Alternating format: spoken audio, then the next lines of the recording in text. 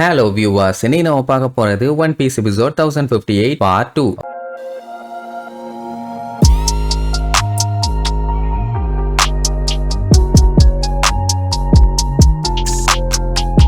Open பண்ணா நம்ம மொமோனோசுகேவை காட்டுறாங்க. அவன் பாத்தீங்கன்னா எப்படியோ கஷ்டப்பட்டு முக்குன்னு முக்கி முணங்கி அந்த ஃபிளேம் கிளவுட எப்படி உருவாக்கணும்னு தெரிஞ்சுக்கிட்டான். ஆனா என்ன அவன் உருவாக்குறது சுத்தமா பார்த்தாது. இன்னும் பெருசா கைடோ உருவாக்குறத விட ஸ்ட்ராங்கா உருவாக்கணும், நிறைய உருவாக்கணும். அதனால வெறி பிடிச்சி கத்திக்கிட்டே உருவாக்குவான். அதுவும் கிரியேட் ஆயிரும். உடனே அவனுக்கு சந்தோஷம் தாங்க முடியல. லூஃபி யமட்டோ நான் சாதிச்சிட்டேன்னு கத்திட்டு இருப்பான். ஆனா அதை கேட்க அவங்க ரெடியா இல்லையே. சரி இப்ப அப்படியே கட் பண்ணி ஜோரோ கிங்கோட சண்டையை காட்டுறாங்க. அந்த டைம் கிங் பாத்தீங்கன்னா பறந்து வரும்போது அவன் மண்டே இழுத்து புடிச்சிட்டு வருவான். என்ன ஆச்சு இவனுக்கு கிறுக்குத்தனமா ஏதோ பண்ண போறான் போல. இப்படி பண்ணி என்ன அட்டாக் பண்ணுவான்னு யோசிச்சுட்டு இருக்கும் போதே அப்படியே விடுவான். மூஞ்சி மட்டும் மின்னல் வேகத்துல வரும். இத ஜோரோ எக்ஸ்பெக்ட் பண்ணவே இல்லை. அடி வாங்கி தெரிச்சிருவான். இந்த லேசர் பீம் எல்லாத்தையுமே அவ்வளவு சீக்கிரத்துல தடுக்க முடியாது. அந்த அளவுக்கு இது பயங்கர ஸ்ட்ராங்கா இருக்குது. ஆன்ஷியன் டெரனோடோன்ஸ்னா என்ன சும்மாவா? இப்படி தாண்டா அதோட இறைய விரட்டி வேட்டையாடும். நல்லா தொக்கா என்கிட்ட மாட்டிட்டேன் உடனே எனக்கு அதை பத்தி எல்லாம் கவலை இல்ல. எது வந்தாலும் சரி நான் பொழந்துகிட்டா விட மாட்டேன்னு ஜோரோ அடுத்த அட்டாக் காண்டி ரெடியா நிப்பான். இப்ப மறுபடியும் பாத்தீங்கன்னா அதே அட்டாக் யூஸ் பண்ண மாட்டான். அடுத்த அட்டாக் யூஸ் பண்ணுவான். கிங் பாத்தீங்கன்னா ஒரே அட்டாக் யூஸ் பண்றதுல வித்தியாசமா பண்றதுனால ஜோரோவால அதை பிரெடிக்ட் பண்ணவே முடியல. இப்ப அவன் என்னமோ பண்ணிட்டு போட்டோம், அதெல்லாம் பிரச்சனை இல்ல. பட் அவன் பண்ற அட்டாக்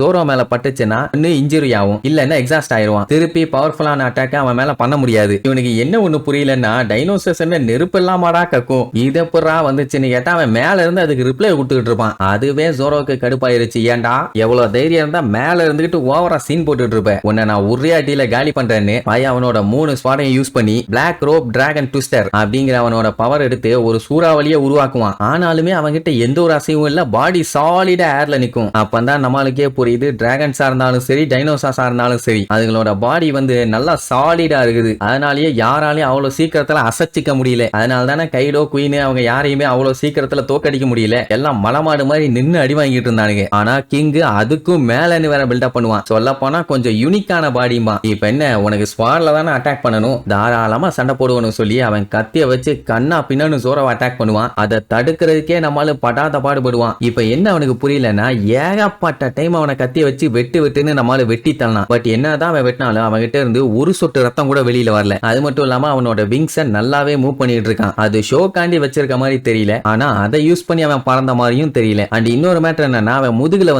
ஃபிளேம் எரிஞ்சுக்கிட்டே இருக்குது. முதல்ல நம்மளால அது அவனோட டெபிள் ஃப்ரூட் பவர்னு நினைச்சான். ஆனா எல்லாத்தையும் ஒன்னா செக் பண்ணி பார்க்கும்போது அதான் இல்ல. இவன் யாரு, ஃபிஷ்மேனா இல்ல ஜெயண்டா இல்ல இவனுக்கு தெரியாத வேற ஏதாச்சும் உயிரினமான்னு ஒன்னும் புரியல. ஒரே குழப்பத்துல இருப்பானா. அதை அவனும் கண்டுபிடிச்சிட்டான். என்ன தம்பி உன் கண்ணை பார்த்தாலே தெரியுது நீ பயங்கரமா குழம்பி போயிருக்கன்னு. உனக்கு பதில் வேணுமா? நான் சொல்றேன்னு சொல்லிட்டு ஒரே அடி பய போன போர்ஸுக்கு அங்க இருக்க பாறையில போய் இடிச்சு விழுவான். சரியான அடி. அவ்வளவுதான் அங்கேயே கவுந்துட்டான். வாயில இருந்த கத்தியவே விட்டுட்டானா பாருங்க. இப்ப என்ன அவன் என்ன ஏது எப்படி இப்படி சண்டை போறான்னு அதை கரெக்டா அவன் கண்டுபிடிக்கலன்னா டெஃபினட்டா அவனை வின் பண்றது வாய்ப்பே இல்லாத காரியம் தான். அந்த டைமுங்கும் போது மியூசிக் வாசிக்கிற சவுண்ட் கேட்கும். அட வேற யாரும் இல்ல, ஹியோரி தான். போன பாட்டுல மியூசிக் வாசிட்டு இருந்தால அதான். அண்ட் அவன் அங்க வாசிக்க இங்க என்மா ரியாக்ட் ஆகுது. நம்ம பைய பாடியில இருந்து எனர்ஜியை இழுத்து அது பயங்கரமா க்ளோவாக ஆரம்பிச்சிரும். அவன் கதறுவான், என்மா என்ன பண்ற, ஸ்டாப் பண்ணுன்னு. வேலைக்கே ஆகல. அதே நேரம் அந்த ஒரோச்சி போன பாட்டுல என்ன பேட்டில் ஃபீல்டுல யாரோ இசைக்கிறாங்க, அதுவும் இந்த நேரத்துல இந்த இடத்துல வாசிக்க கூடாதே, ஒருவேளை நம்ம எனிமியா இருக்குமோ அப்படின்ட்டு பயந்து